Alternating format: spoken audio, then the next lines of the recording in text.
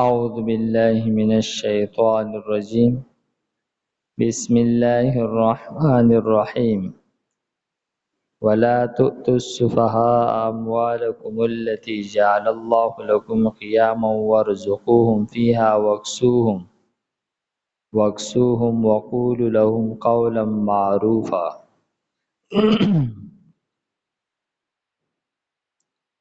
دې آیت مبارکه کې د تدبیر منزل دا تلس امورنا سلورم حکم بیانېږي چې په کورنۍ کې د ظلم او د زیاتی روکتام وکړلی شي. نو فرمای ولا تؤتوا السفهاء او مور کوي تاسو بیوقوفانو ته اموالکم خپل مالونه. دې آیت مبارکه کې فرمای چې بیوقوفانو ته ناپوها کسان ته مال مور کوي. دې کې خاص طور باندې مراد اخو یتیمانان دي. یو معشوم دی یتیم دی ستا په کفالت کې دی، نو ته د هغه مال هغه له مه ورکوه، بلکې ته د هغه د مال خصمانه کوه. پکار دا ده چې د هغه دغه مال دا په یو طریقه باندې ته چلې په روزګار کې یا د څاروو په صورت کې چې دغه مال چې دی دا هغه بډاویږي او دغه معشوم خرچه هم د هغې نه کولی کېږي. لکه څنګه چې یو سړی خپله خیرخواهي لټئ، نو دغه شان تاسو د دغه معشوم د دغه یتیم خیرخواهي ولټوئ او د هغه مال چې دی هغه تاسو یعنی چلوئ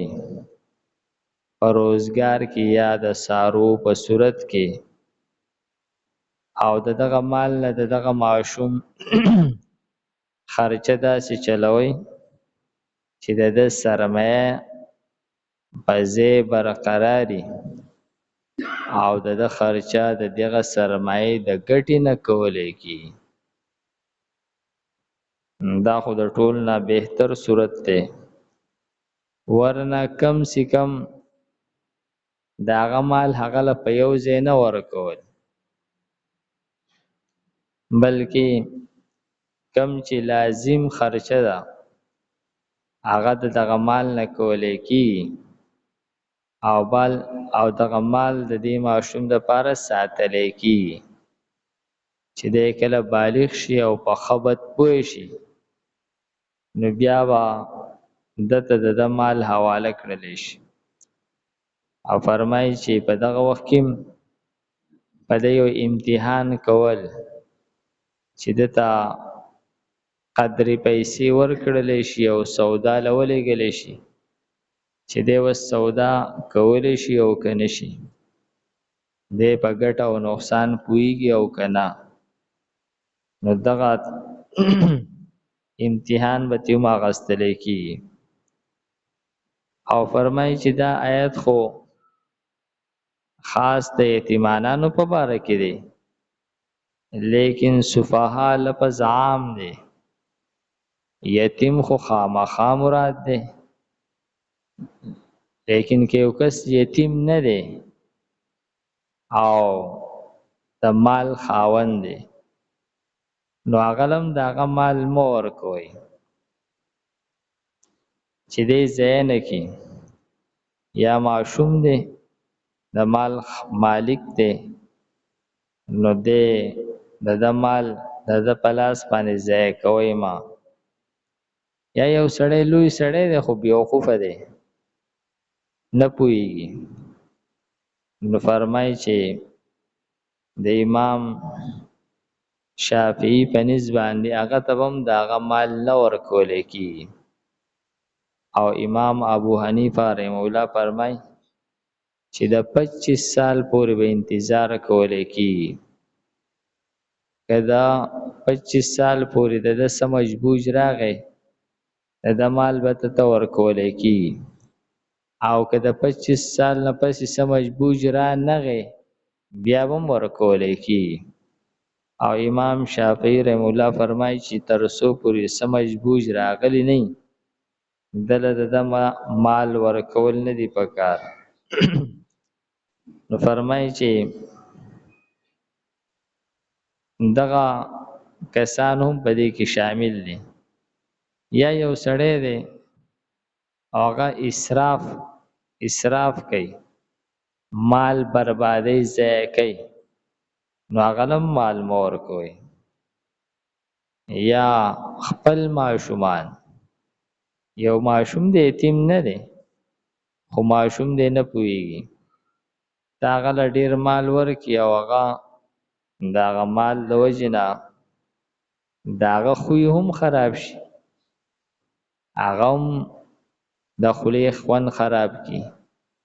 ستا معلوم ځای کوي داغه اخلاق هم برباديږي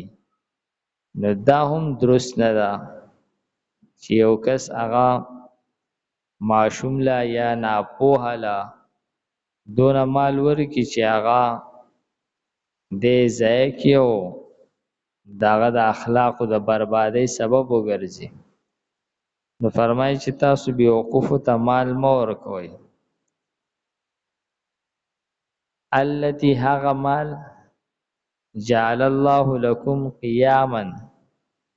دا مال ګرځول دی الله تعالی ستاسو د پاره سبب د زندګۍ تیرولو قیام د ودریدلو سبب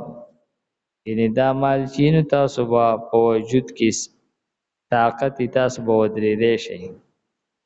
ورزقوهم البته دغه معشوم خرچه دغه مال نه چلوي فيها په دغه مال کې وکسوهم او کپڑے ورکوي دوی ته په دغه مال کې د خپل مال چې د دینه د لباس او رزق شیدې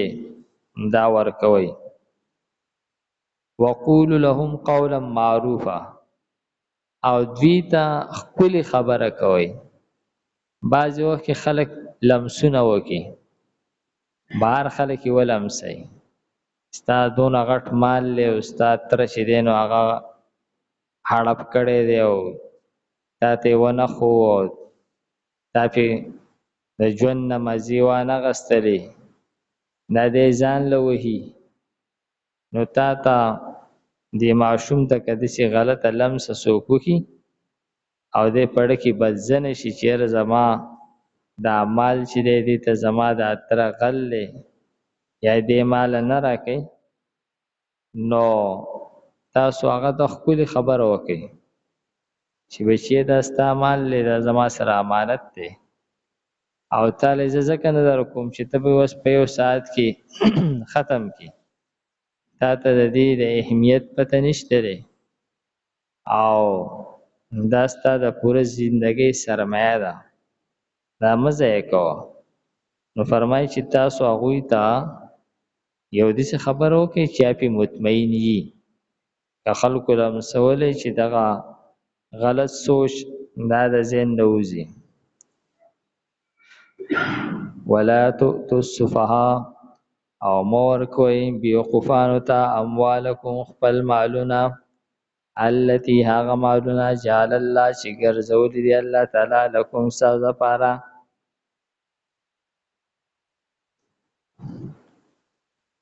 قیامن د زندګۍ تیرولو ذریعہ ورزقوهم او رزق ورکې دوی ته فيها پدې کې وکسوهم او جامع ورکوي دوی ته وقولوا او ویلهم دوی ته قولا وینا معروفا د دستور مطابق الحمد لله رب العالمين والعاقبة للمتقين والصلاة والسلام على خير خلقه محمد وآله وأصحابه أجمعين.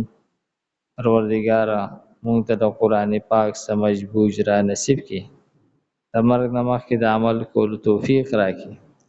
صلی الله تعالی علی خیر خلقه محمد وآله وأصحابه أجمعين برحمتك يا أرحم الراحمين.